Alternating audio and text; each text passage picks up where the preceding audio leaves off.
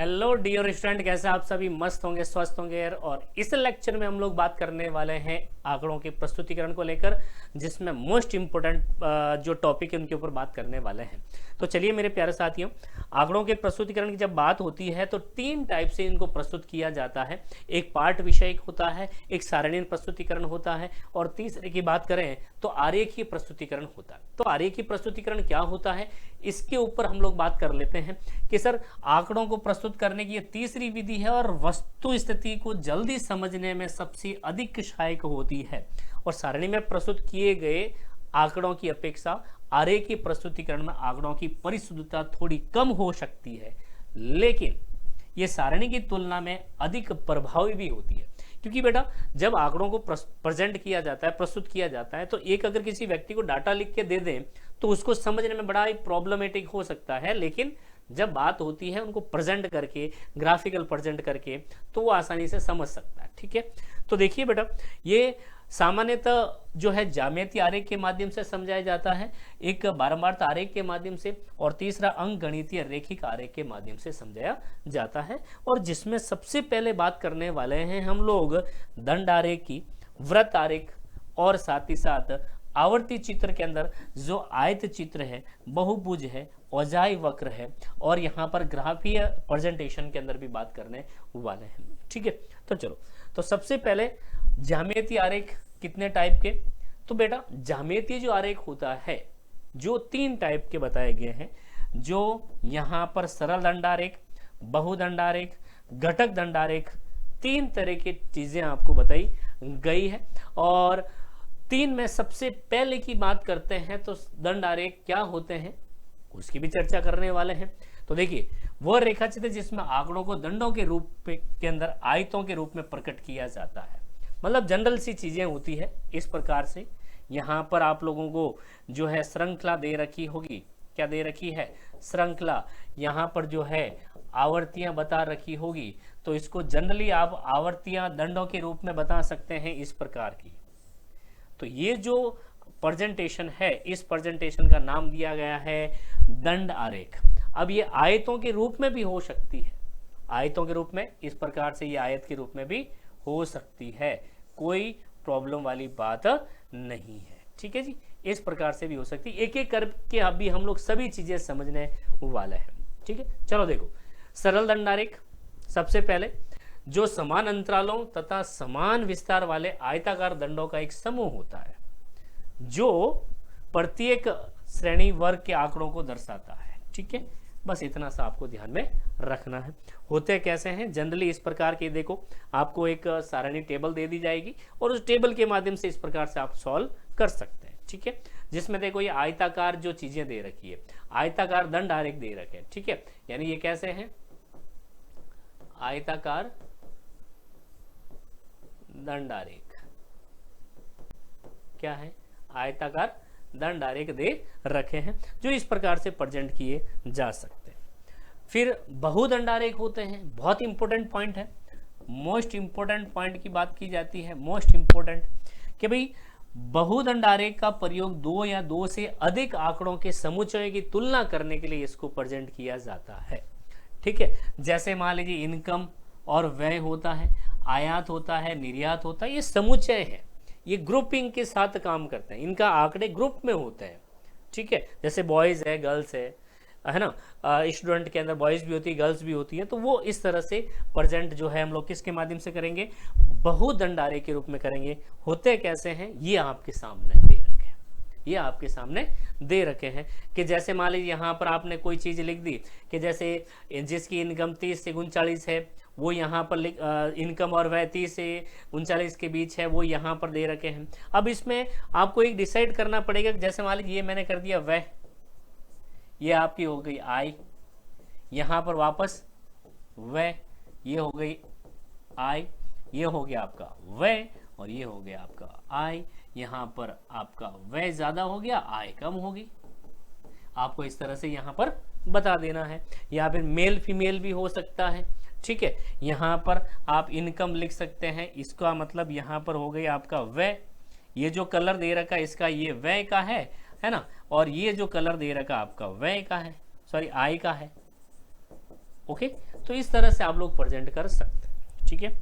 उसके बाद बात करते हैं हम बात करते हैं घटक दंड आरेख, जो मोस्ट इंपॉर्टेंट ये भी रहने वाला है, जिन्हें हम लोग उप आरेख भी कहते हैं, क्योंकि ये एक ही आरेख के अंदर 3-4 चीजों को साथ में प्रेजेंट किया जाता है। जैसे मान लीजिए खान पान हो गया, एक परिवार के खर्च की बात करें तो खान पान पे कितना खर्च हो रहा है, किराए पे कितना खर्च हो रहा है, दवा पे।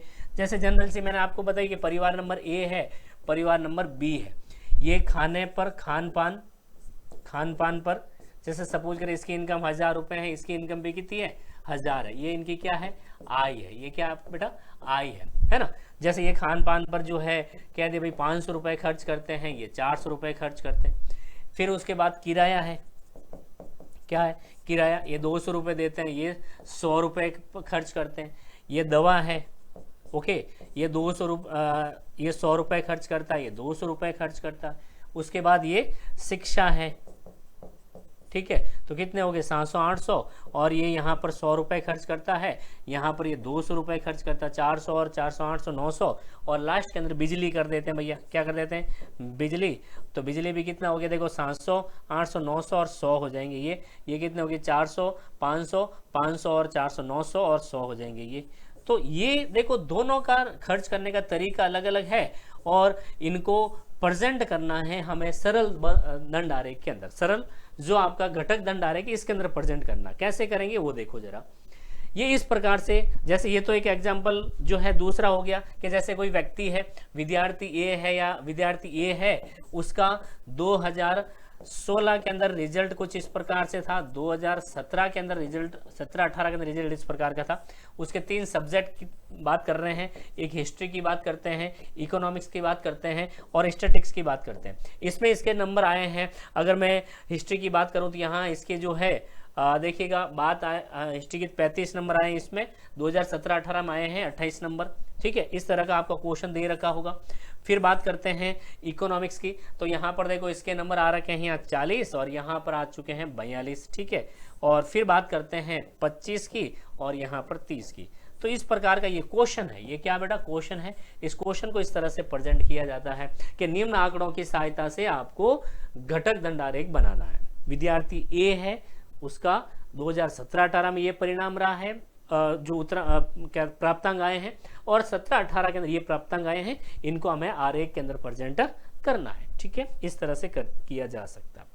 फिर एक जो मोस्ट इंपोर्टेंट पॉइंट है वो है बेटा आवर्ती आरेख की बात करते हैं, जिसमें आवर्ती चित्र, आयत चित्र, आवर्ती बहुभुज और आवर्ती वक्र, ये तीनों पॉइंट इंपोर्टेंट है बेटा। ये तीनों जो आपके प्रेजेंटेशन है ये मोस्ट इंपोर्टेंट रहने वाले हैं, ठीक है। तो देखो सबसे पहले आयत चित्र की बात करते हैं, सबसे पहले आयत चित्र की बात कर रहे हैं, और ये अखंडित जो समंक होते हैं, जो अखंडित श्रृंखलाएं होती है, उनको प्रेजेंट करने का यहाँ पर इसका प्रयोग किया जाता है। बनाए कैसे जाते हैं आपको बता देते हैं बेटा, इस तरह से बनाए जाते हैं। जैसे मान लीजिए मैंने यहाँ पर x लिख दिया, ठीक है, समंक है ये, समंक कितना 600 से 640 हो जाएगा, 640 से जो 680 हो जाएगा, 680 से आपका 720 हो जाएगा, 720 से आपका 760 हो जाएगा, 760 से 800 हो जाएगा, 800 से 840 हो जाएगा।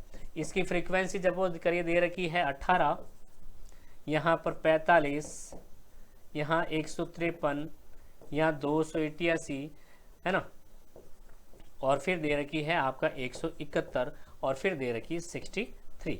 ये आपका क्वेश्चन है, ये क्या बेटा क्वेश्चन है। क्वेश्चन क्या लिखा जाएगा, निम्न आंकड़ों की सहायता से आयत चित्र बनाओ। तो आपको देखो यहाँ पर लिखा जाएगा, यहाँ पर नीचे जो लिखा जाएगा समंक, क्या लिखा जाएगा, श्रृंखला लिखी जाएगी, है ना, क्या लिखी जाएगी, श्रृंखला की बात हम लोग कर लेते हैं, ओके। और यहां पर लिखी जाएगी आवर्तियां, क्या लिखी जाएगी, आवर्तियां। बस इतना सा काम करना है बस, ठीक है। फिर बात करते हैं हम लोग आवर्ती बहुभुज की। ये मोस्ट इंपोर्टेंट बेटा, ये मोस्ट इंपोर्टेंट है। मूल्य, मध्य मूल्यों और उनकी आवर्तियों के आधार पर बनाया गया अनेक भुजाओं वाला ज्यामितीय चित्र आवर्ती बहुभुज भी कहलाता है, ठीक है। चलो कैसे बनाया जाता है आपको बता देते हैं। जनरल सा आपको इस तरह का एक क्वेश्चन दे रखा होगा जिसमें आपको श्रृंखला दे रखी होगी, जैसे 35 से 40 है, 40 से 150 है, 150 से 160 है, 160 से 170 है, इस तरह की कोई जनरल चीजें दे रखी होगी, है ना। उसको आपको प्रेजेंट करना है। आवर्तियां दे रखी होगी आपको, जो है श्रृंखला दे रखी होगी, श्रृंखला को आपको यहाँ प्रेजेंट करना। सबसे पहले तो हमें बात करनी है कि ये आयत चित्र बन रहे हैं। ये क्या बन रहे हैं बेटा, इन सभी को क्या कहा जाता है, आयत चित्र कहा जाता है। क्या कहा जाता है, आयत चित्र, जो मैंने अभी आपको बताई है आयत चित्र कैसे बनते हैं। ठीक है, आवर्तियों को यहाँ पर लिखा जाएगा और यहाँ पर श्रृंखला के जो ग्रुप है या फिर कह सकते हैं वर्ग अंतराल है उनको यहाँ पर लिखा जाएगा। उसके बाद आपको करना क्या है, जो इन आयत चित्रों के मध्य बिंदु है, आयत चित्रों के मध्य बिंदुओं को क्या करना है, मिला देना है। बस इतना सही हमें काम करना है, आयत चित्रों के मध्य बिंदुओं को मिला देना है। ठीक है जी, ये आयत चित्र है, ये आयत चित्र है, इस आयत चित्र का मध्य बिंदु ये हो गया। तो इसको स्केल की सहायता से, ध्यान रखना, इसको स्केल की सहायता से ही आपको मिलाना है। ध्यान रखना, ऐसे फ्री हैंडली आपको नहीं मिलाना। ठीक है, तो इसको कहा जाता है आवर्ती बहुभुज।